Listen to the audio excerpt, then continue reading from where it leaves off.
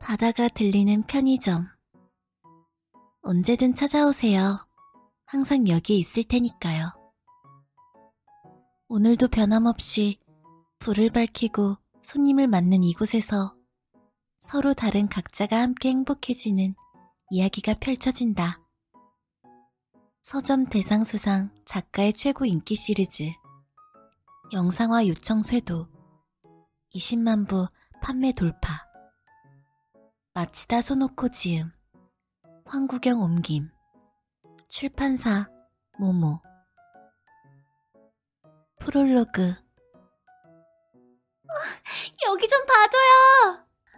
아니 저부터요. 아이돌 콘서트장이라도 온 듯 여기저기서 터지는 비명에 나도 모르게 뒷걸음질하고 말았다. 손에서 놓친 페트병이 떨어져 바닥을 구르고 있었지만 줄 여유 따위는 없었다.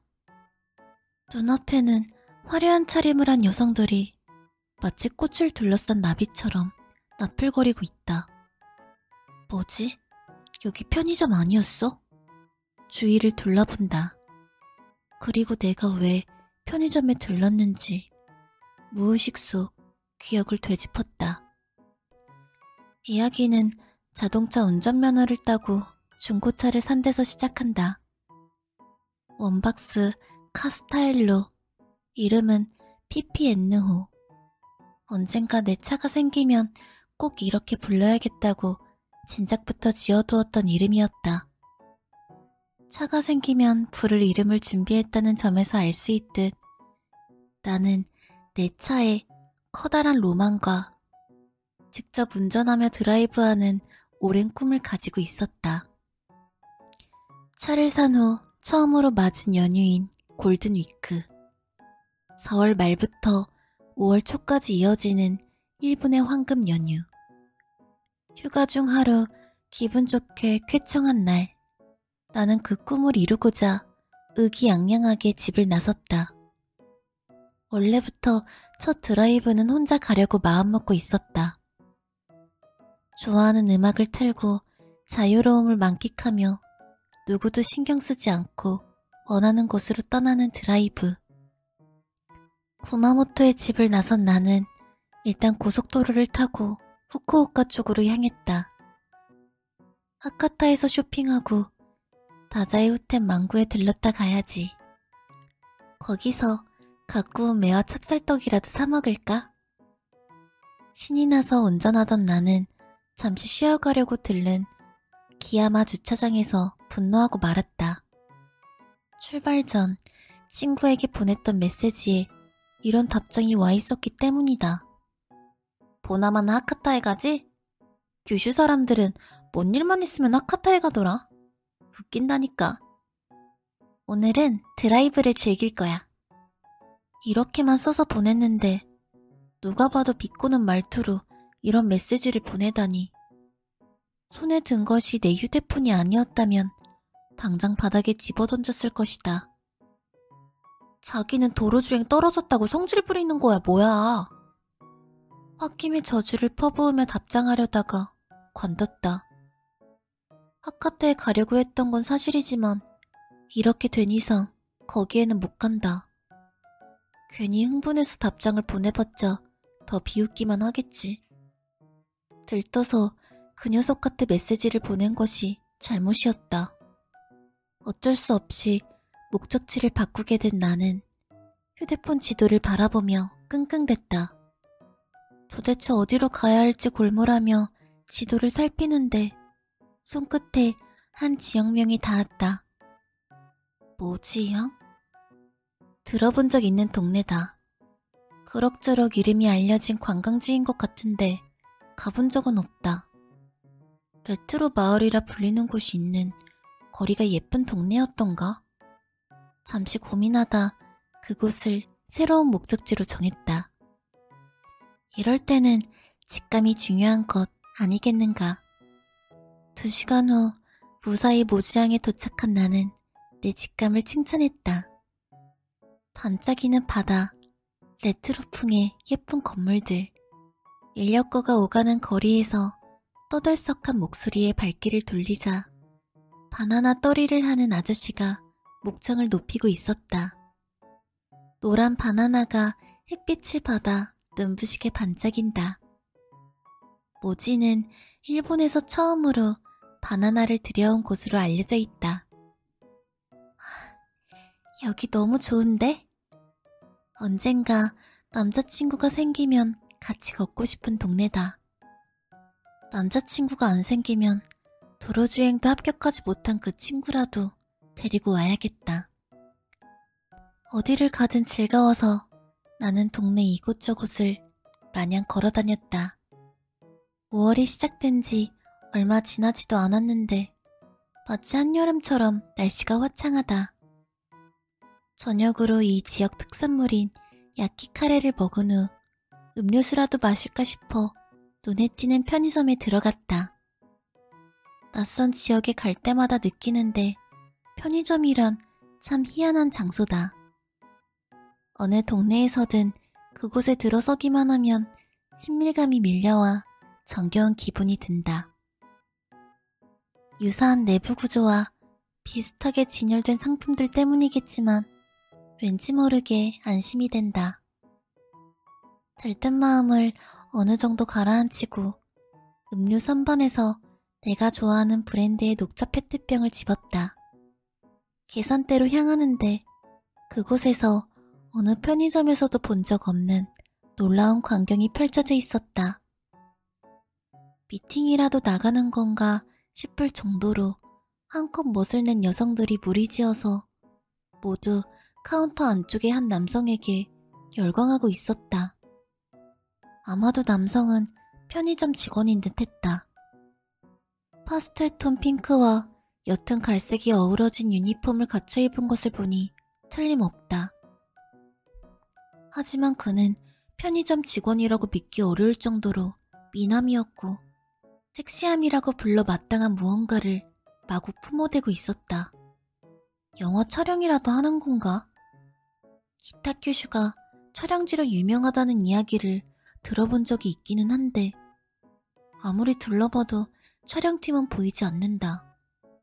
그때 문제의 남성 직원이 부드럽게 미소를 띠며 말했다.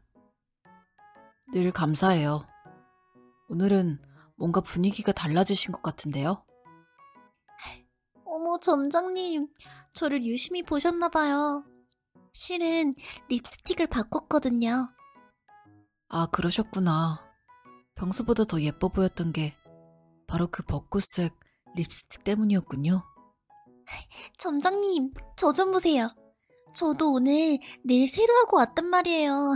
여기 봐요. 정말이네요, 유코씨. 네일이 젤리빈처럼 귀여워서 먹고 싶어질 정도예요. 그가 대답과 함께 달콤한 웃음을 지었다. 그 순간 귀를 틀어막고 싶을 정도로 큰 환호성이 가게 안을 뒤흔든다. 무슨 아이돌 콘서트장이야? 대체 내가 왜 이런 사람들 틈에 있는 거지? 지금까지의 내 행동을 몇 번이고 되짚어봤지만 그저 평범한 편의점에 들어온 기억밖에 나지 않아 내 기억이 조작되었을 가능성을 의심하기 시작했을 즈음이었다. 손님, 이쪽에서 계산해드리겠습니다. 심드렁한 목소리가 들려와 그쪽으로 몸을 돌렸다. 드디어 외계인의 납치에서 풀려난 것인가? 발치에 뒹굴던 음료수병을 줍자 또 다른 남자 직원 한 명이 이쪽을 쳐다보고 있다. 저 사람이 나를 부른 건가? 나와 비슷한 또래로 보이니 아마 대학생 아르바이트생일 것이다. 미안한 말이지만 외모는 평범하다. 드라마로 치자면 단역 전문 같은 느낌이랄까? 퍽 다른 분위기에 마치 백일몽이라도 꾼 기분이다. 몽롱한 상태로 명찰을 보니 1호세라고 적혀있는 대학생 아르바이트생에게 계산을 부탁하는데 그 순간에도 옆 계산대에서는 화려하고 농밀한 대화가 계속되고 있었다. 그 모습에 도저히 궁금증을 참을 수 없던 나는 무표정하게 포스기를 두드리고 있는 히로세에게 속삭이듯 물었다. 저기는 무슨 촬영이라도 하는 건가요? 내 말을 듣자마자 히로세가 피식 웃는다. 이제 포기했다는 듯한 달관한 표정이었다. 아니요. 아무것도 안 찍고요. 이 가게에서는 일상적인 일이에요. 네? 일상적이라고요? 히로세는 고개를 살짝 끄덕이고는 내 손 위에 잔돈을 올려놓았다. 나는 결제 완료 스티커가 붙은 음료수를 들고 다시 한번 옆 계산대를 바라봤다. 조금 전까지만 해도 사이 좋아 보이던 여성들 사이에 험악한 분위기가 감돌고 있었다. 내일이 젤리처럼 귀엽다는 말을 들은 여성이 그럼 먹어보실래요? 라며 손가락을 내밀자 누군가가 나 짝도 두껍다고 비난했기 때문이다. 에이, 싸우지들 마세요. 저는 모두의 웃는 얼굴이 보고 싶어요. 남성이 곤란하다는 듯 말하자 여성들이 억지로 웃는 얼굴을 만들려 애쓴다. 다른 경쟁자에게 지지 않겠다는 듯 여유 있는 척 미소를 띠려 하면 할수록 입가의 경련이 심해진다. 이건 분명 학교에서 종종 목격하던 여자들 사이의 신경전이다. 그런데 이런 일이 일상적으로 벌어진다고? 재차 확인하려 히로세 쪽을 쳐다보자 입을 다문 채 가만히 고개를 끄덕거린다. 말도 안 돼. 조금 더 구경하고 싶은 마음이 없지는 않지만 슬슬 구마모토 쪽으로 출발하지 않으면 한밤중이나 집에 도착하게 된다. 미련 가득한 발걸음으로 히로세가 서 있는 카운터를 뒤로하고 출입구에 자동문 앞에 섰다. 감사합니다. 밖으로 나온 순간 히로세가 아닌 다른 사람의 목소리가 들려와 고개를 돌렸다. 예의 남성 직원이 나를 보고 미소 짓고 있었다. 마치 등의 깊숙한 안쪽, 피부와 근육으로 둘러싸인 신경을 직접 어루만지는 듯한 그 시선에 움찔하고 말았다. 또다시 떨어뜨린 음료수가 대굴대굴 굴러간다. 주차장 한가운데까지 굴러가 버린 병을 서둘러 줍고 다시 가게 안을 쳐다보는데 아직도 나를 보고 있었다. 도톰한 입술이 부드럽게 휘어지는 모습에 심장이 크게 뛰었다. 또 찾아주세요. 작지만 선명한 목소리가 내 귀에 닿는 순간 마치 우리 사이를 갈라놓듯 자동문이 닫혔다. 나는 주차장 한복판에 그대로 멈춰섰다. 가게로 돌아가야 하지 않을까? 지금 느낀 이 감정의 정체가 무엇인지 알아내야 하는 것 아닐까? 하지만 다시 들어갔다가는 바닥이 보이지 않는 깊은 늪에 빠져버릴 것만 같은 예감이 든다. 이를 어쩌면 좋아. 자동문이 열리는 소리에 움찔한다. 혹시 나 따라 나온 거 아니야? 자, 싸우지들 마시고 얼른 집에 가세요. 가게에서 나온 이는 오뚜기처럼 땅땅한 근육의 할아버지와 아까 그 여성들이었다. 할아버지는 하얀 탱크톱에 빨간 멜빵 바지라는 희한한 복장으로 남다른 박력을 뿜어냈다. 살 거 샀으면 집에 좀 가자고요. 네? 할아버지는 큰 소리로 말하고는 희죽희죽 웃었다. 사람 하나쯤은 거뜬히 먹어치울 것 같은 위압감에 여자들이 비명을 지르며 뿔뿔이 도망쳤다. 낄낄거리며 그 모습을 바라보던 할아버지와 눈이 마주쳤다. 어라 하며 한쪽 눈썹을 올린 할아버지는 아무래도 나를 그 무리 중 한 명이라고 생각한 모양인지 한층 더 목소리를 높여 소리쳤다. 집에 가시라고요. 갈 거예요. 이 편의점 대체 뭐지? 꽃미남 점원으로 사람을 유인할 때는 언제고 괴물 같은 할아버지한테 쫓겨나다니 당최 뭐가 어떻게 된 거야?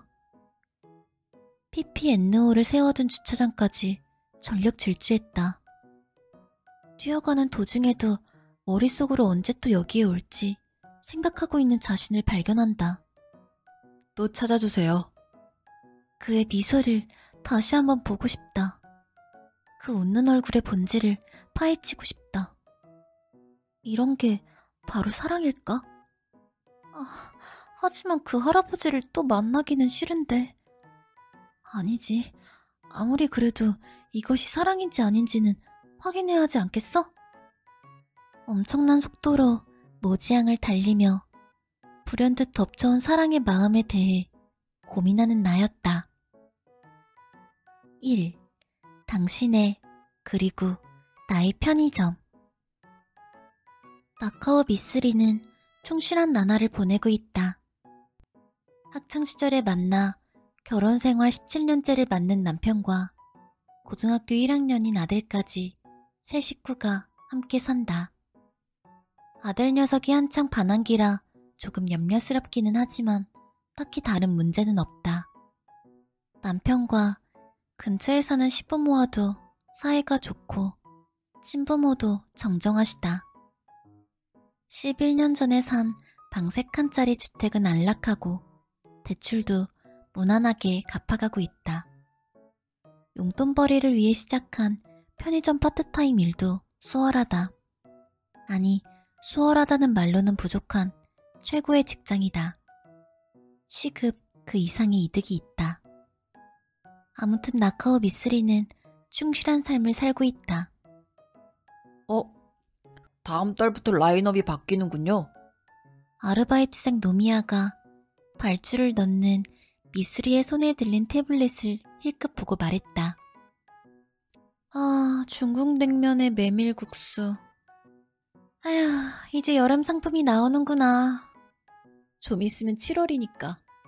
시간 정말 빠르다. 저는요, 모든 편의점 중국 냉면 중에 텐더니스 제품이 최고인 것 같아요. 밸런스가 엄청 좋다니까요. 양도 너무 고급스러워서 2개는 먹어야 하지만요. 노미야는 규슈 공립대학 1학년에 재학 중이다. 대학에 입학하면서 텐더니스의 아르바이트를 시작했다. 레슬링부 출신인 노미야는 몸이 근육질이라 가슴과 어깨 부분의 유니폼이 찢어질 듯 꽉 조인다. 고등학교 때는 우승을 몇 번이나 했다고 한다. 규슈 공립대학은 레슬링 명문인데 어째서 입학 후에 레슬링을 그만뒀는지는 듣지 못했다. 미쓰리도 굳이 캐물을 마음은 없었다. 노미야는 제철 채소고기 덮밥을 고를 줄 알았는데.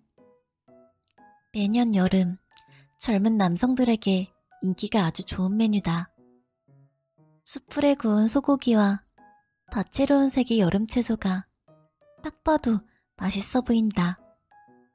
게다가 다른 도시락들보다 밥 양도 많아서 만족도가 높다. 그건 특별하죠. 그러고 보면 텐더니스는 밥도 맛있어요. 흰쌀밥이요. 유독 신경을 많이 쓰잖아. 도시락이랑 디저트 같은 먹거리에는 특히 더. 미쓰리가 손에 든 태블릿 화면에 주저없이 숫자를 눌러가며 답했다. 미쓰리는 텐더니스 모지안 고가네무라점에서 일한 지도 벌써 4년이 되었다. 이제는 어떤 제품이 얼마나 팔릴지 감이 온다.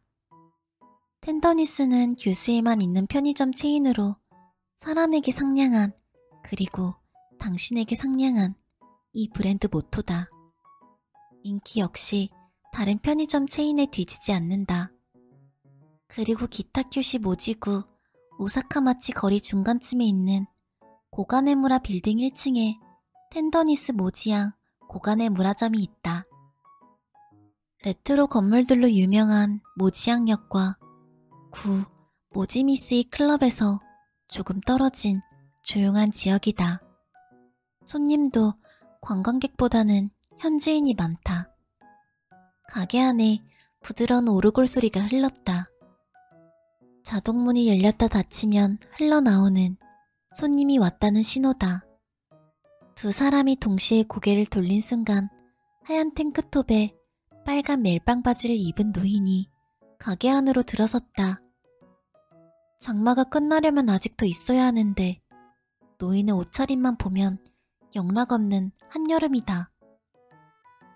얼굴 반을 덮은 수염과 벗겨진 머리, 날카로운 안광, 탱크톱 밖으로 튀어나온 팔뚝에는 근육이 붉어져 있다. 키도 큰 편이라 번득이는 눈빛으로 가게를 둘러보는 모습이 위압적이다. 그러나 노인은 미쓰리와 노미야의 시선을 느끼자 이내 머리를 매만지며 표정을 풀었다. 헬로우. 미쓰리 씨는 언제 봐도 예쁘네. 안녕하세요, 쇼에이 씨. 오늘 동네 분위기는 어떤가요? 중국 관광객들이 많이 온 것 같아. 역 주변을 구경한 다음 관문 연락선을 타고 가라토에 가는 모양이야. 우메다 쇼에이는 동네의 유명인이다. 새빨간 성인용 3륜 자전거의 짐칸에 손수 만든 모지한 관광지도를 신고 시내를 누빈다. 무서울 정도로 강한 인상의 소유자이지만 의외로 털털한 성격과 눈에 띄는 차림새 덕에 이 근방의 아이들은 빨강 할아버지라고 부르며 잘 따른다. 나보고 배우냐고 물어보지 뭐야. 뭐 오카다 마스미로 착각하는 사람들이 워낙 많으니까. 별 수 없지 뭐. 쇼에이는 자랑하듯 말했지만 미쓰리는 굳이 닮은 사람을 따지자면 달마가 아닐까 생각했다. 환생했다고 해도 믿을 정도로 붕어빵처럼 닮았다. 사진 찍어달라고 어찌나 난리인지. 관광지도도 다 동났어. 집에 가서 또 인쇄해야지 뭐. 으흐흐 하고 악역처럼 웃더니 미안.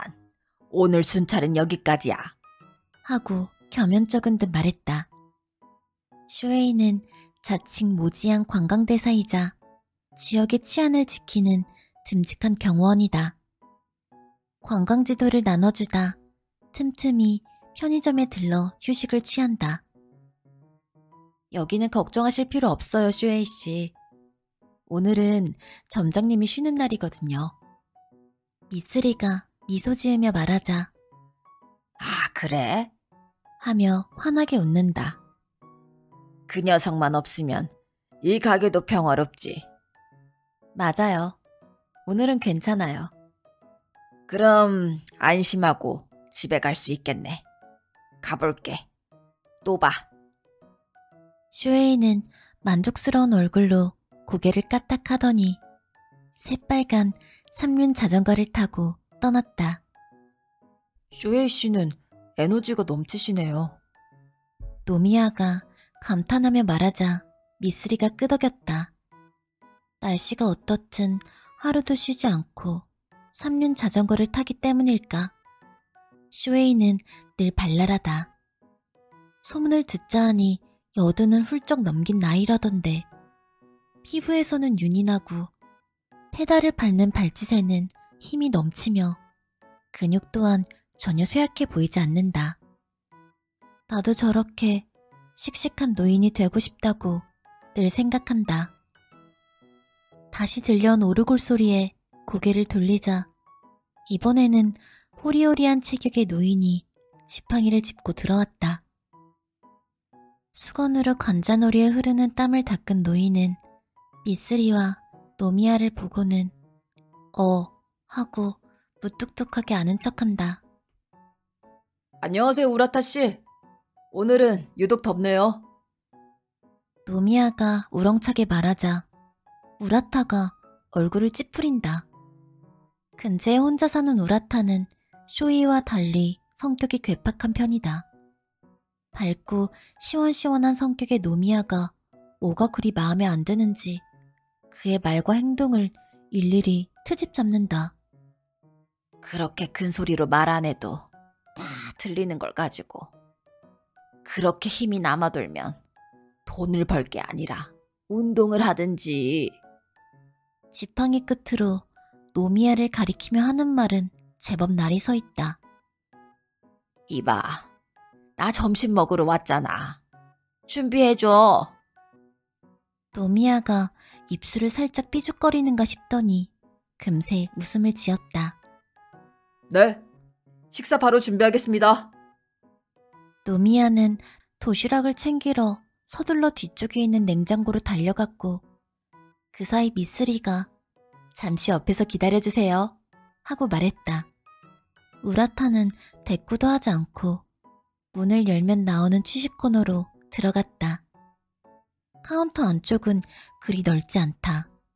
도시락과 음료를 들고 온 노미야는 커다란 몸을 이리저리 움직이며 도시락을 데우고 체크리스트에 표시한 다음 우라타가 있는 곳으로 향했다. 이제 슬슬 바빠지겠구나. 시계를 올려보며 미쓰리가 작게 중얼거렸다. 우라타는 매일 제일 먼저 와서 노인들이 우르르 몰려올 무렵에는 식사를 마친다.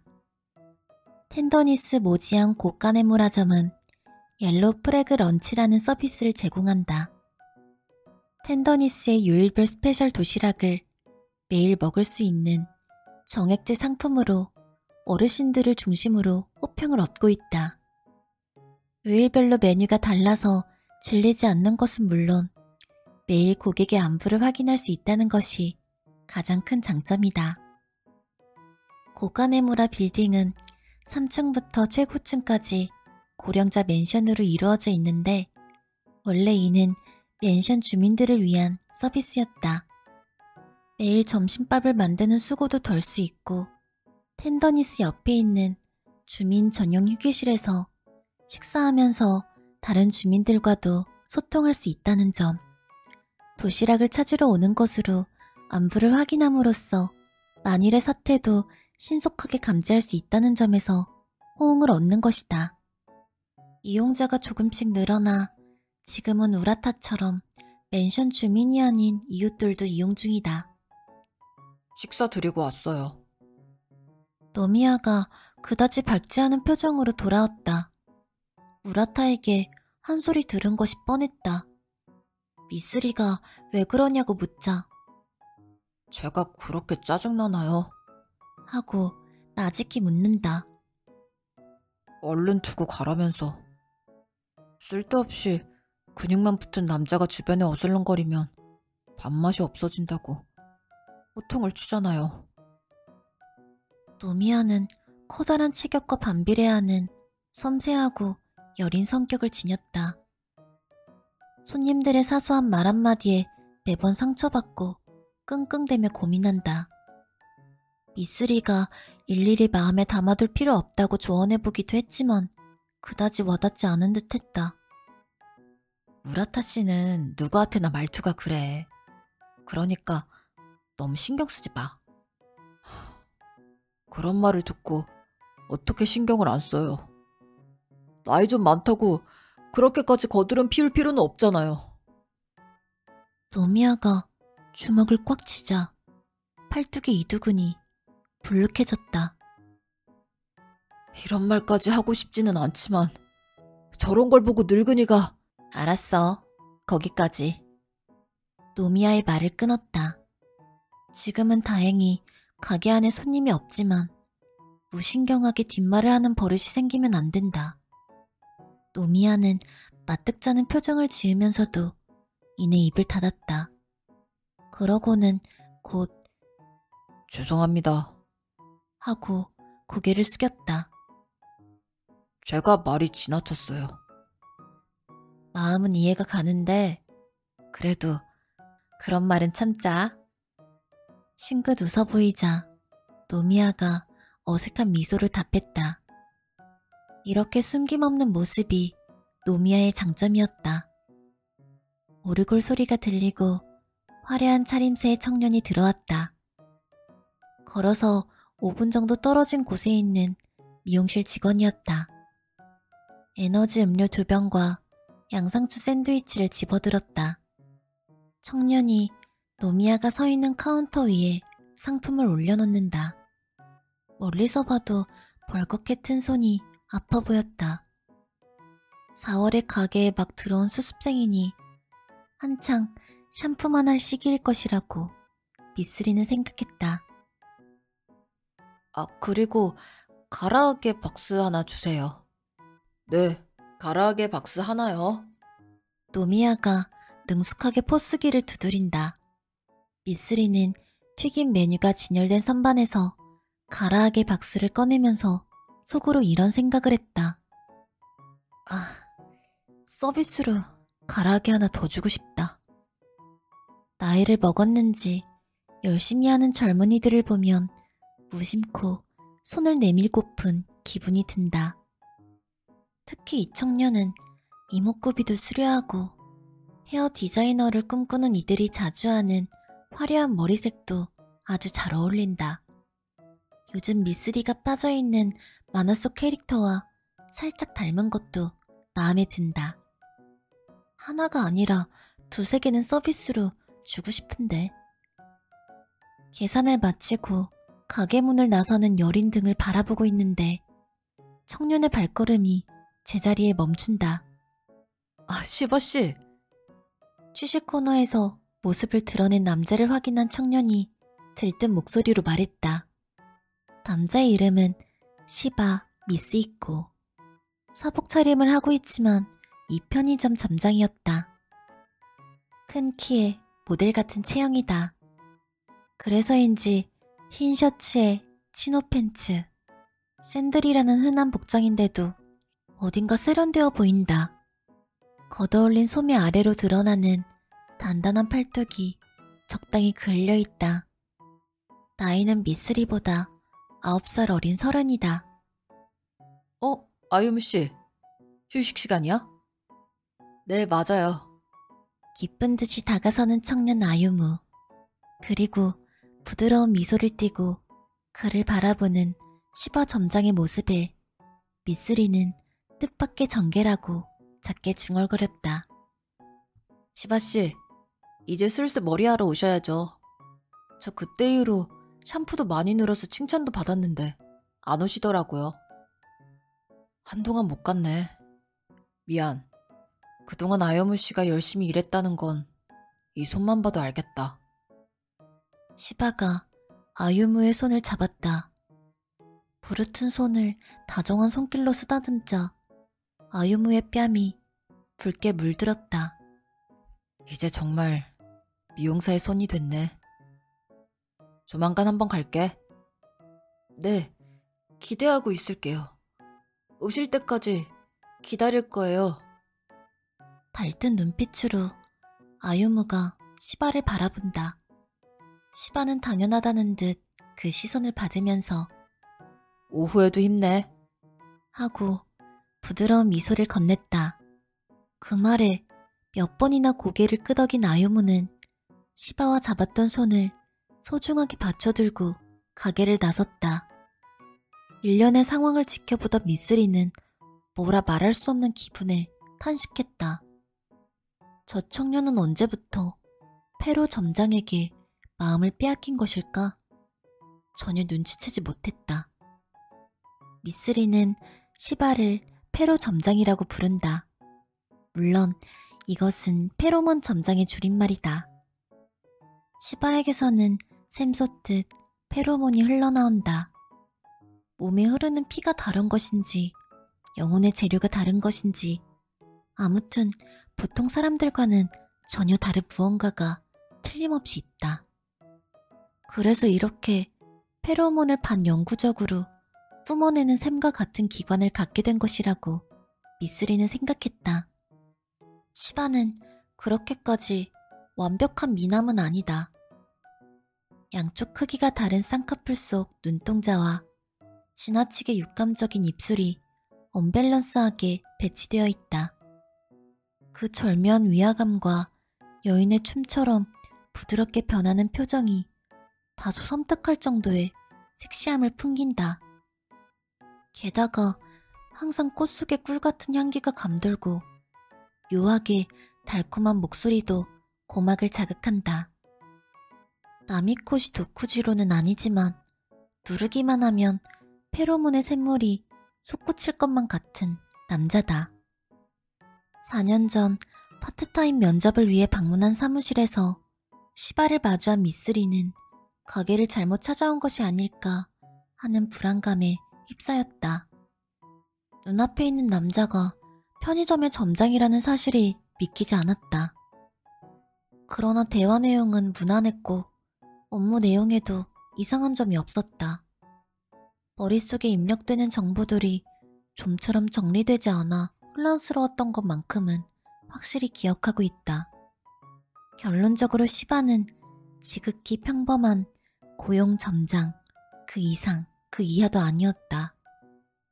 너무나 아름다운 모습에 편의점 주인과 특별한 사이일지도 모른다고 오해하기도 했지만 이 편의점을 포함한 고가 네모나 빌딩의 건물주는 70이 넘은 애처가 남성이라고 하니 그럴 리는 없을 터다. 시바는 외모만 반지르르 한 것이 아니라 일하는 태도도 매우 성실하다. 아니 오히려 지나치다 싶을 정도로 열심이다. 미쓰리는 시바에게 왜 편의점 고용 점장으로 일하는지 물어본 적이 있다. 시바라면 굳이 편의점이 아니더라도 사람들의 마음을 사로잡아 이익을 취하는 직업을 얼마든지 가질 수 있을 것이다. 편의점이 나쁘다는 뜻이 아니다. 다만 재능에 가까운 페로몬을 낭비하고 있다는 생각을 지을 수가 없었다. 하지만 시바는 어딘가 의미심장한 미소를 지으며 편의점을 좋아하거든요. 하고 말했다. 분명 대충 넘기려고 하는 말일 것이다. 뭔가 이유가 있을 것 같아 매서운 눈으로 관찰하고 있지만 아직 밝혀내지 못했다. 수고 많았어요. 노미야 씨, 나카오 씨. 아유무를 배웅한 시바가 천천히 돌아보며 살짝 미소 짓는다. 하지만 아유무와 달리 미쓰리와 노미야는 무덤덤한 표정이다. 수고하셨습니다. 하고 담담하게 답했다. 이 가게에서 일하기 위해 꼭 필요한 조건. 그것은 바로 시바의 페로몬에 혹하지 않을 자신이 있어야 한다는 것이다. 점장님, 쉬는 날인데 왜 내려오셨어요? 미쓰리가 물었다. 시바는 건물주의 배려로 4층에 집을 얻어 지내고 있다. 직장이 바로 아래면 출퇴근이 편할지 몰라도 불편한 점이 더 많을 것이라고 미쓰리는 늘 생각한다. 슬슬 점심시간이잖아요. 손님들 좀 만나려고요. 시바가 옆을 가리킨다. 으아 하고 소리를 지른 노미야가 점장님, 그럼 사생활이 없잖아요. 라며 이해가 안 간다는 듯이 말했다. 안 그래도 자주 들르시는데 쉬는 날까지. 아, 옐로 프래그 런치는 아직 우리 가게에만 있는 서비스라 그런지 아무래도 신경이 쓰이네. 아, 그 누구였죠? 건의의 왕 이타코? 사세모? 암튼 그 사람 아이디어라면서요? 니세코란 사람이야. 옐로 프래그 런치 서비스는 텐더니스의 창업자인 호리 노우치 회장이 건의한 목적으로 개설한 사서함에 도착한 한 통의 편지로부터 시작되었다. 회장은 고객의 목소리를 직접 듣겠습니다 라고 어필했고 실제로 도착한 모든 편지를 본인이 직접 확인했다. 그중 단골 건의자로 알려진 이가 바로 니세코였다. 매번 아주 세세한 부분까지 살펴 정성스럽게 의견을 보낸다고 한다. 후쿠오카현의 땡땡점은 남학교와 가까우니 스포츠 음료와 곱빼기 도시락의 물량을 늘릴 필요가 있다든지 사가현의 땡땡점은 장난감과 맛과자 등의 종류가 다양해 근처 초등학생들이 좋아한다든지 대체 무슨 일을 하는 사람인지 이곳저곳 안 가는 곳이 없었고 그 범인은 규슈 전역에 이르렀다. 그 전설의 니세코가 노란 깃발 운동을 아느냐고 편지를 보낸 것이었다. 노란 깃발 운동은 외부에서 쉽게 확인할 수 있도록 처마 끝이나 베란다에 매일 아침부터 저녁까지 노란 깃발을 걸어 혼자 사는 주민이 건강하게 지내고 있다는 사실을 주변 이웃에게 알리는 시스템이다. 만약 깃발이 걸려있지 않은, 안부가 확인되지 않은 집이 있으면 발견한 이웃이 방문해 별일이 없는지 확인한다. 깃발을 거는 것도 좋지만 노인이 혼자 사는 집이라는 사실이 알려지면 악용될 위험이 있습니다. 도시락을 매일 찾으러 오는 등의 방식을 취하면 리스크는 줄고 사람들과 접하는 기회는 늘어나는 메리트가 있을 것이라 생각합니다. 회장이 이 의견을 몹시 마음에 들어해서 시범 운영을 할 점포를 찾았고, 그렇게 선정된 것이 모지양 고가네무라 점이었다. 회장의 지시를 받은 시바 점장이 곧바로 맨션 전체를 돌며 본사에서 제시한 최저 계약권을 훨씬 웃도는 계약을 체결했고, 그때부터 프로젝트가 시작되었다. 계약자 수는 꾸준히 늘고 있고 딱히 문제가 생긴 적도 없다. 새해부터는 다른 지점에서도 진행할 예정이다. 이 정도로 궤도에 올려두었으니 이제 한숨 돌려도 되지 않나 싶은데, 시바는 틈만 나면 어르신들과 어울리며 이야기 상대가 되어주고 있다. 건의의 왕이니 뭐니 하면서 회장님이 그 니세코라는 사람 치켜 세우는 거 좀 짜증나지 않아요? 점장님이 훨씬 열심히 일하는데. 노미야는 못마땅한 말투로 말했지만 시바는 생글생글 웃기만 한다. 그렇지 않아. 그냥 부녀의 분들이 나랑 같이 먹는 걸 좋아하시니까 매몰차게 거절하고 싶지 않을 뿐이야. 시바의 인기는 대단하다. 출근하는 날과 하지 않은 날, 매출에 차이가 있을 정도다. 그것뿐이면 괜찮은데 안 좋은 점도 있다. 일단 시바를 볼 목적으로 온 손님끼리 다툼이 자주 일어난다. 한 달에 한 번은 점장한테 추파를 던졌다느니, 계산할 때 쓸데없이 점장을 오래 붙들어뒀다느니 하는 시덥지 않은 이유로 그야말로 캣파이트가 일어난다.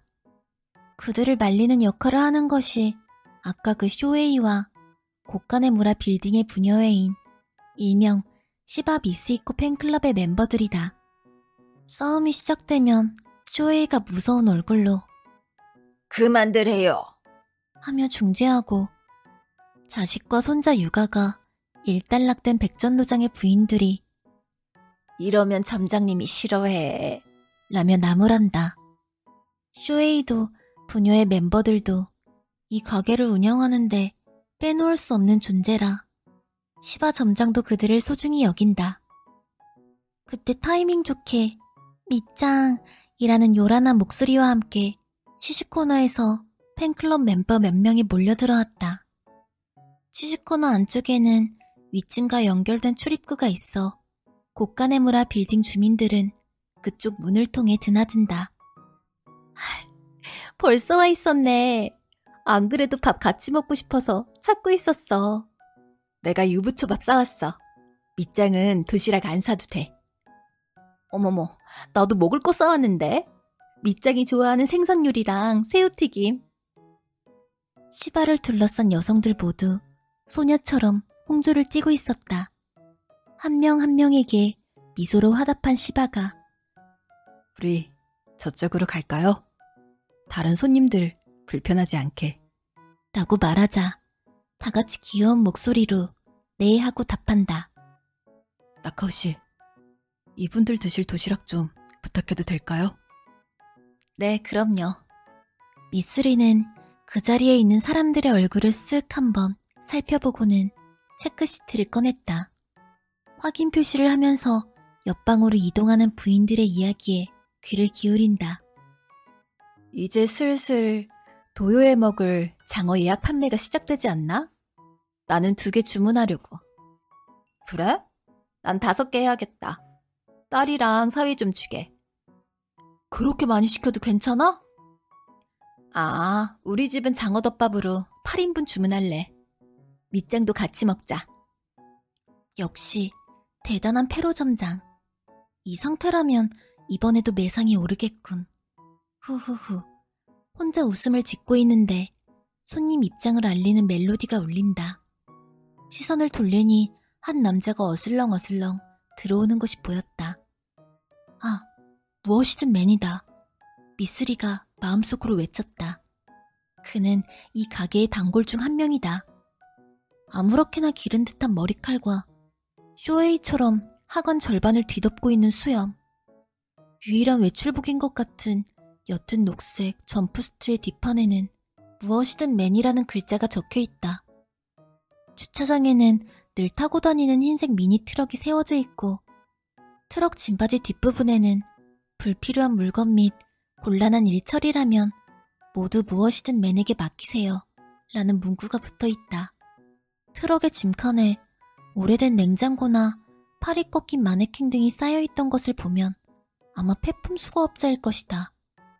하지만 저기서 말하는 곤란한 일이 무엇인지는 알 수 없다. 무엇이든 맨은 항상 꽤 오랫동안 가게에 머무른다.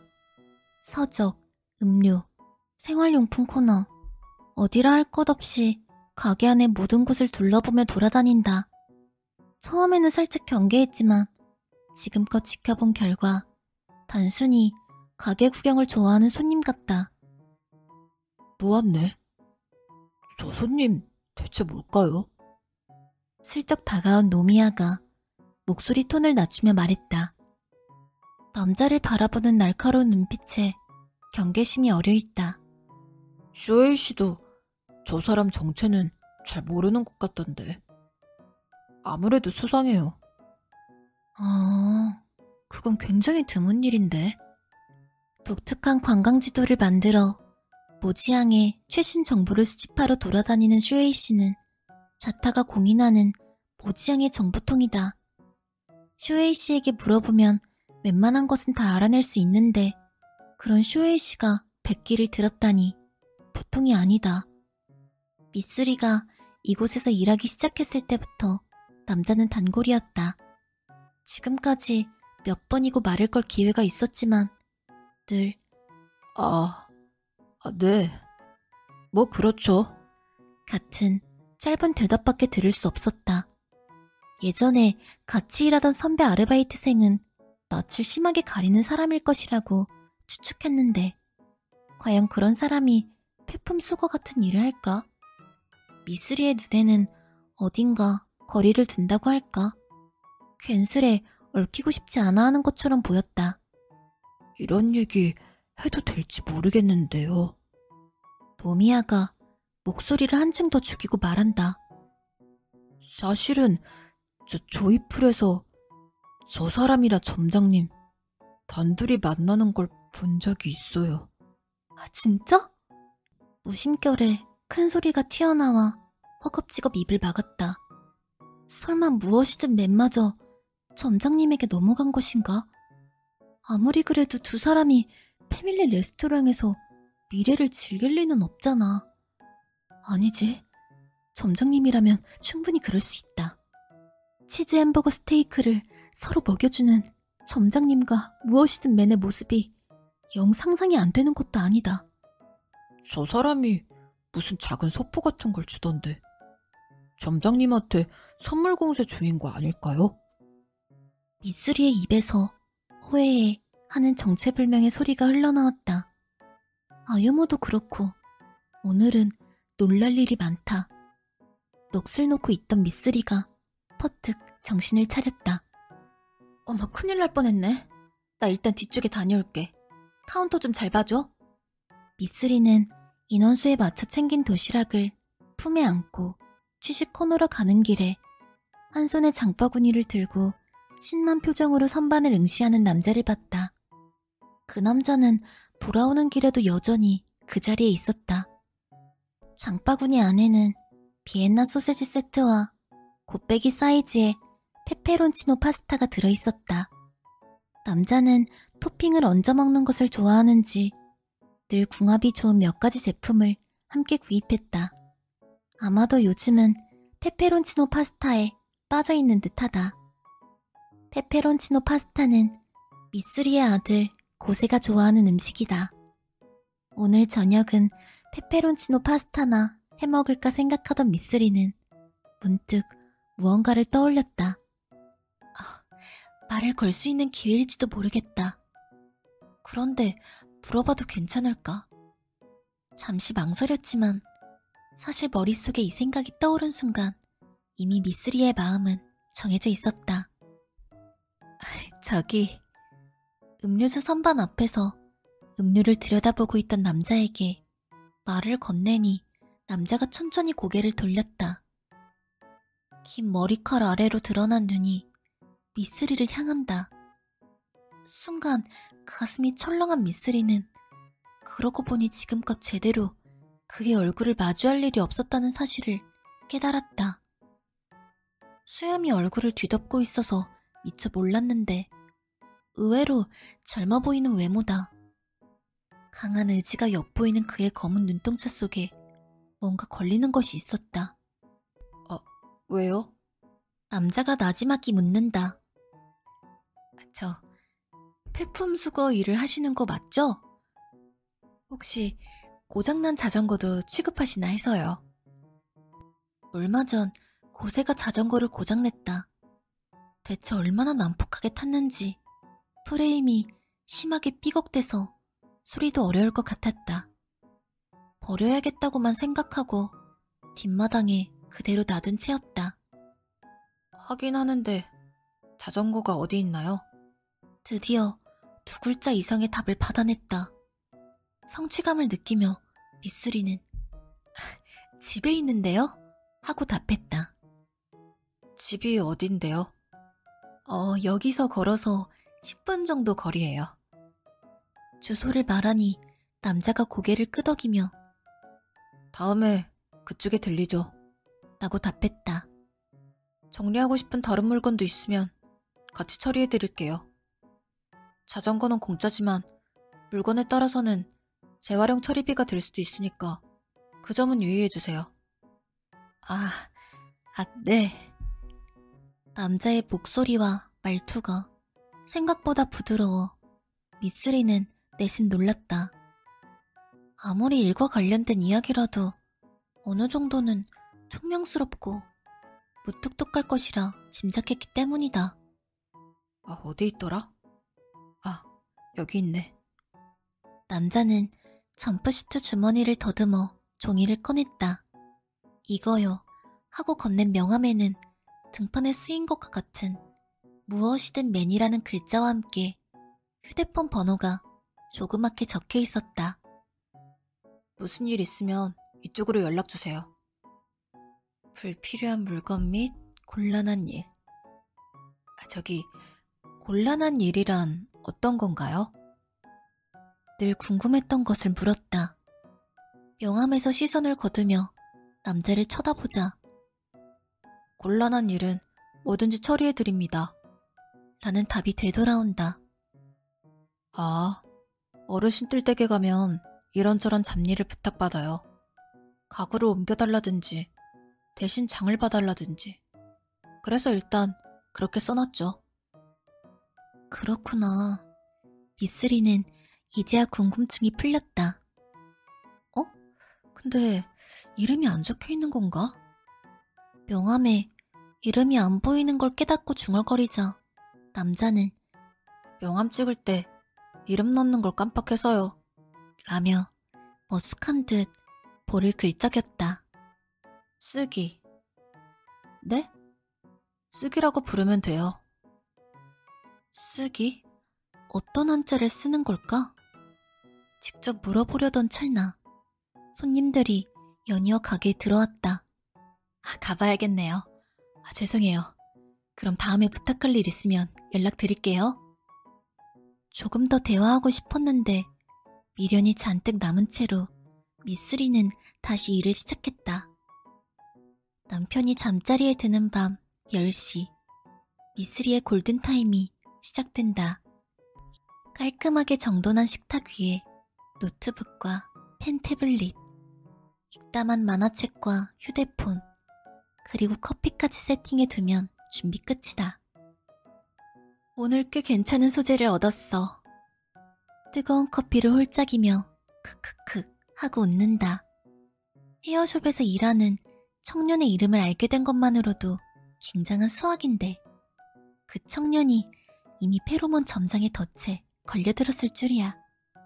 게다가 미스터리한 남자와도 조금 가까워졌다. 아유무 씨 에피소드는 금요일에 업데이트할 내용에 꼭 넣어야지. 노트북 화면에는 픽시브 만화 랭킹이 띄워져 있다. 3위에 올라있는 페로몬 점장의 발칙한 하루라는 제목을 손끝으로 쓰다듬고는 다시 한번 크크크 하고 웃음을 흘린다. 설마 내가 그린 만화가 이렇게 많은 인기를 얻을 줄이야. 꿈만 같다. 만화를 너무너무 좋아했고 중학교 때부터는 직접 그려보고 싶었다. 고등학교, 대학교 다니는 동안에도 계속 그렸고 만화 잡지에 투고도 했다. 그러나 매번 최종 심사 직전에 탈락했다.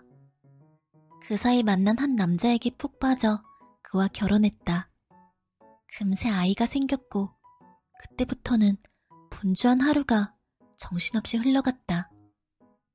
잊고 있던 만화를 다시 떠올린 것은 남편과의 평온한 관계가 이어지던 와중에 하나뿐인 아들이 이른 나이에 정신적으로 독립하면서부터였다. 자신을 위해 쓸 수 있는 시간이 생겼음을 깨닫자마자 제일 먼저 떠오른 것은 당연하게도 만화다. 미쓰리는 굉장한 시대에 살고 있음을 절실히 느끼고 있었다. 온라인에 올리기만 하면 많은 사람에게 작품을 보여줄 기회가 생기기 때문이다. 예전에는 친구들과 모여 열심히 동인지를 만들어도 잘 팔리지 않아 재고만 수두룩하게 쌓이곤 했다. 적어도 누군가가 읽어주기라도 하면 좋겠다고 비통함에 눈물을 흘렸다. 지금은 독자 수도 점점 늘어나 재밌어요. 다음 편이 기대됩니다. 같은 기분 좋은 댓글도 받는다. 이 얼마나 근사한 시대인가. 물론 이게 다 페로 점장 덕분이지만 취미를 충분히 만끽하기 위해서는 돈이 필요한 법. 사실 미쓰리는 펜 태블릿을 사려고 파트타임 아르바이트를 시작했는데 거기서 시바 점장을 만난 것이 그야말로 운명이었다. 시바가 정말로 고용된 점장이라는 사실을 알게 된 후 미쓰리는 감동했다. 이토록 캐릭터가 확실한 인물이라니. 테러 수준의 섹시함을 뿜어대는 편의점 점장. 그 자체만으로 충분히 재미있다. 이를 배워가는 동시에 시바 점장을 관찰하기 시작했다. 시바는 알면 알수록 흥미로운 남자였다. 편의점 업무에는 아무 쓸모도 없는 아우라를 발산하면서도 매우 정중한 태도로 접객한다. 매년 텐더니스 내부에서 행해지는 접객왕 뽑기 대회에서는 명예의 전당에 이름을 올렸다고 한다. 열광적인 팬들이 있는 한편 여고생들은 얼굴만으로 성희롱 수준이라며 점장을 피해 다닌다.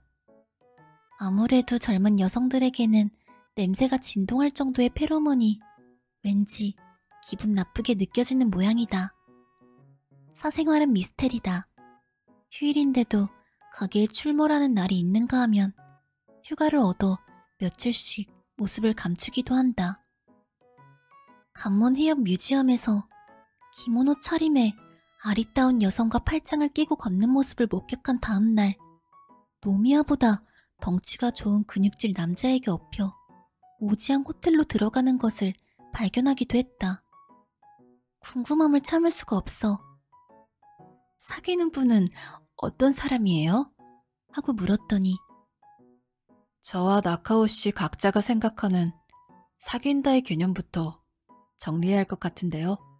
라면서 웃어넘겼다.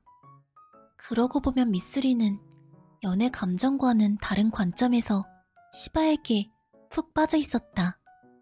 이런 사람을 어떻게 만화로 그리지 않을 수 있는가? 주인공은 시바, 무대는 당연히 편의점이다. 페로 점장과 그 주위 사람들의 일상을 그리자. 타이틀은 설정 그대로 페로몬 점장의 발칙한 하루. 무조건 재미있는 작품이 된다는 확신을 가지고 그리긴 했지만 설마 몇 년씩이나 인기를 얻게 될 줄은 몰랐다. 여기 나오는 점장 실존 인물인가요? 그럼 어느 편의점인지 좀 알려주세요. 작품과 함께 적어둔 트위터 계정으로 온 다이렉트 메시지를 보자 웃음이 나왔다. 만화가 조금씩 인기를 얻기 시작할 무렵 아무래도 본인에게 허락을 받아야겠다는 생각에 시바에게 이 사실을 고백했다. 혹시 불쾌하다면 곧바로 연재를 그만두겠다고 말하며 머리를 숙이는 미쓰리에게 시바는 눈을 반짝이며 굉장하네요. 라고 말했다. 미쓰리 씨한테 이런 재능이 있는 줄 몰랐어요. 얼마든지 저를 소재로 쓰셔도 돼요. 다만 혹시 모를 사태에 대비해 가게 이름은 비밀로 해주세요.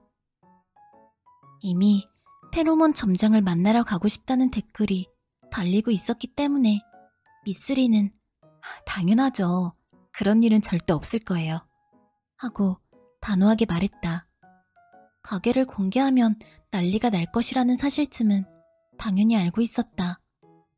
개인의 프라이버시는 꼭 지켜드리겠다고 약속한 미쓰리에게 시바는 그럼 괜찮아요.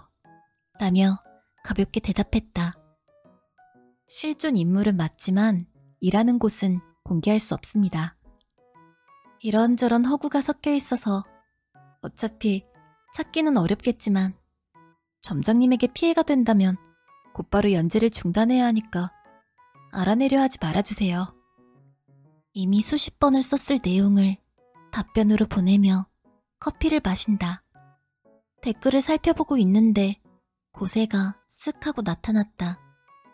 냉장고 문을 열어 우유를 팩트에 들고 마시는가 싶더니 이내 미쓰리를 보고 얼굴을 찌푸린다. 또 많아요? 나이도 있는데 이제 그런 오타쿠 같은 취미 좀 버려. 부모 취미에 참견하지 말랬지. 욱해서 대꾸한다. 고세는 미쓰리의 취미를 마음에 들어하지 않는다. 어릴 적에는 우리 엄마는 그림을 잘 그려 라고 자랑하던 귀여운 아들이었는데 이제 그런 말을 하면 짜증부터 부리니 입 밖에도 내지 않는다. 보기 싫으면 네가 방에 들어가. 안 그래도 그럴 거거든. 아, 맞다. 엄마가 폐품 수거하는 사람한테 자전거 가져가라고 했어? 놀라서 어떻게 알았냐고 묻자 학교에서 돌아오니 마침 미니 트럭이 있었다고 답하고는 한 번 더 우유를 들이킨다. 엄마가 자전거 처리해달라고 했다면서 지금 가져가도 되냐고 묻더라고. 그래서 그냥 가져가라고 했어. 혹시 수염 있었어? 쇼이 아저씨처럼. 설마 벌써 왔을 줄이야. 미쓰리의 질문에 고개를 끄덕인 고세가 수염은 빨강 할아버지랑 비슷하긴 했어. 근데 되게 젊던데? 한다. 뭐가 어떻다고 딱 집어 말할 수는 없지만 재밌는 사람이었어. 멋있어? 다시 한번 놀라고 만다. 얼굴은 수염에 가려서 거의 보이지도 않잖아. 수염이 가려져서 그렇지 꽤 잘생긴 것 같던데? 여자들은 모르는 멋이 있다고나 할까? 이제 막 16이 된 주제에 제법 어른 같은 말을 하더니 아무튼 자전거는 넘겼어. 라면서 방으로 돌아갔다. 너무 일찍 왔잖아. 미쓰리는 가방 속에서 낮에 받은 명함을 꺼내 가만히 들여다본다. 스스로 의식하지 못했을 뿐 그에게서 연락이 오기를 기다렸던 걸까? 살짝 실망하는 자신을 발견했다. 아쉬워. 나한테 탑재된 흥미로운 인물 센서가 울리기 시작했단 말이지. 쓰기는 어딘가 특별한 구석이 있다. 그런 예감이 들었다. 그로부터 며칠 후, 늘 제일 먼저 도시락을 먹으러 오는 우라타의 모습이 보이지 않았다. 모든 손님이 도시락을 받아 식사를 마쳤는데도 나타나지 않아 미쓰리가 등록된 연락처로 전화를 걸어봤지만 받지 않았다. 시바 점장에게 보고하니 시바가 자택인 아파트까지 상황을 살피러 갔다. 가게에서 우라타의 집까지는 걸어서 10분 정도의 거리였다. 병원에 가시는 날이거나 늦잠을 주무신 거면 좋을 텐데. 전에도 몇 번 비슷한 일이 있었지만 모두 단순한 소통 오류였다. 이번에도 분명 그럴 것이라고 생각하며 미쓰리는 가벼운 마음으로 잘 다녀오세요 하고 시바를 배웅했다. 그러나 15분 후쯤 멀리서 구급차 소리가 들리자 두려움에 몸이 굳는 것 같았다. 설마 아니겠지. 갑작스레 덮쳐오는 불길한 상상을 떨쳐내려 애쓰며 출근 중이던 노미야와 눈을 마주쳤다. 즐겨 마시는 페트병에 든 바나나 라떼를 사려던 쇼에이가 예감이 안 좋네 하고 중얼거렸다. 미쓰리는 심장이 빠르게 뛰기 시작해 가슴께를 꾹 눌렀다. 머릿속으로는 이런 일이 생길지도 모른다고 생각했지만 동요할 수밖에 없었다. 저 구급차는 우라타 씨랑 아무 상관없을지도 몰라. 몇 번이고 이렇게 되뇌어봤지만 시간이 흘러도 시바가 돌아오지 않았다. 불안함만이 커져갔다. 내가 좀 가봐야겠네. 취식 코너 구석에서 방범 활동 중이던 쇼에이가 말하자 미쓰리는 감사해요 라고 인사하며 고개를 숙였다. 빨간 3륜 자전거를 타고 떠났던 쇼에이가 10분 만에 가게에 돌아왔고 미쓰리의 예감은 그의 표정을 본 순간 확신으로 바뀌었다. 집에 쓰러져 있었나 봐. 밑장이 같이 갔대. 아, 그렇군요. 밑장이 곧 연락하겠지. 기다려보자고. 시바에게서 연락이 온 것은 가게를 떠난 지 2시간도 더 지난 후였다. 몹시 피곤한 목소리였지만 어딘가 안심한 말투로 괜찮아 라고 말했다. 아직 방심하기는 이른 상황이지만 그래도 고비는 넘겼어요. 우라타는 쥐주마카 출혈로 쓰러졌다고 했다. 병원 이송이 조금만 더 늦었어도 목숨이 위태로울 뻔했다고. 좀 전에 야마구치현에 사는 따님과 연락이 닿았어요. 따님이 도착할 때까지는 여기에 있을게요. 알겠습니다, 점장님. 고생스럽겠지만 힘내세요. 직원 사무실에서 통화하던 미쓰리가 가게 내부로 돌아와 보니 계산대 앞에 사람들이 모여 있었다. 손님들이 기다리고 있는 줄 알고 서둘러 가보았더니 부녀 회원들과 쇼에이가 노미야를 붙잡고 이야기하는 중이었다. 우라타, 어디가 안 좋으신 거래? 아휴, 요즘 들어 조금씩 얘기를 나누기 시작했는데 지병이 있단 말은 못 들었어. 나이가 먹으면 여기저기 삐걱거려서 조심해야 한다니까. 시끌벅적 떠들고 있던 사람들 사이를 비집고 들어간 미쓰리가 우라타 씨, 괜찮으시대요 라고 말했다. 점장님이 빨리 발견하셔서 다행이었죠. 이 한마디에 모여있던 사람들의 얼굴이 확 밝아졌다. 어머, 그래?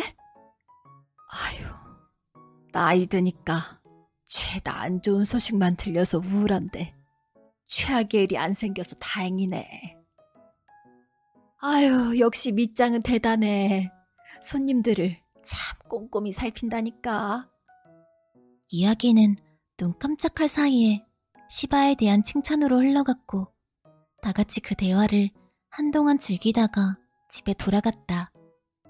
미쓰리가 저녁에 출근하는 직원에게 인계를 마치고 직원 사무실로 들어가자 한참 전에 퇴근했어야 할 노미야가 아직 남아있었다. 테이블 위에 놓인 휴대폰을 바라보며 멍하니 앉은 채였다. 무슨 일이야, 노미야?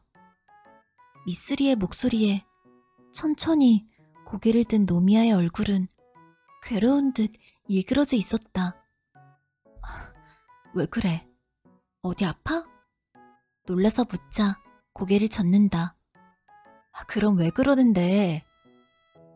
하고 재차 묻자 힘없는 목소리로 우라타 씨 라고 답한다. 아, 너무 갑작스러운 일을 겪어서 놀랐구나? 별일 없어서 다행이야. 우리 가게 서비스가 제법 효과가 있더라. 하고 말을 이으려던 미쓰리가 얼른 입을 다물었다. 미쓰리를 올려다보는 노미야의 눈에서 눈물이 주르륵 흐르고 있었기 때문이다. 아랫입술을 깨물며 울음을 참아보려고 애쓰는 것 같았지만 눈물은 멈추지 않았다. 대체 무슨 일이야? 노미야가 우는 이유를 짐작조차 할 수 없었던 미쓰리가 조심스레 묻는데도 노미야는 아무 말 없이 그저 눈물을 흘릴 뿐이었다. 일단 진정할 때까지 기다려야겠다 싶어 노미야 옆에 의자를 끌어다 놓고 앉았다. 노미야가 힘겹게 입을 열었다. 저는 늘 도와달라는 신호를 무시해요. 도와달라는 신호? 들은 말 그대로 되물은 미쓰리가 고개를 갸웃거렸다. 노미야는 테이블 위에 떨어진 자신의 눈물을 바라보며 괴로운 표정으로 말을 이었다. 고등학교 때 늘 같이 연습하던 다카기라는 친구가 있었는데 그 친구 몸에 이상이 생긴 걸 전 알고 있었어요. 몸이 생각대로 움직이지 않는 것 같더라고요. 힘들어 보였어요. 본인도 몸이 좀 이상하다고 했는데 저는 별 생각 없이 수면 부족이거나 피곤해서 그런 거 아니냐고. 그때 병원에 가보라고 얘기했으면 그 친구의 상태가 그렇게까지 나빠지지는 않았을 텐데. 억지로 눈물을 참으려 너무 애를 써서인지 노미야의 목소리가 일렁였다. 대학 가서도 레슬링 같이 하자고 약속했는데 그 친구는 이제 운동을 할 수가 없어요. 전 그게 너무 미안해서. 그런 일이 있었구나. 미쓰리는 노미야를 바라봤다. 그래서 레슬링을 그만뒀구나. 그 일이 머릿속에 콱 박혀서 도저히 지워지지가 않아서 다음에 또 이런 일이 생기면 절대 후회할 일을 만들지 않겠다고 다짐했었어요. 그런데 테이블 위에 놓인 그의 손이 주먹을 불끈 쥐었다. 바위처럼 크고 투박한 손이 떨리고 있었다. 얼마 전 우라타 씨한테도 도시락을 가져다 드렸을 때 머리가 아프다고 하시더라고요. 머리가? 우라타 씨가 평소보다 더 기분이 안 좋아 보이던 그날 말이에요. 그때 제가 오늘 무슨 안 좋은 일이라도 있으셨어요? 하고 물어봤거든요.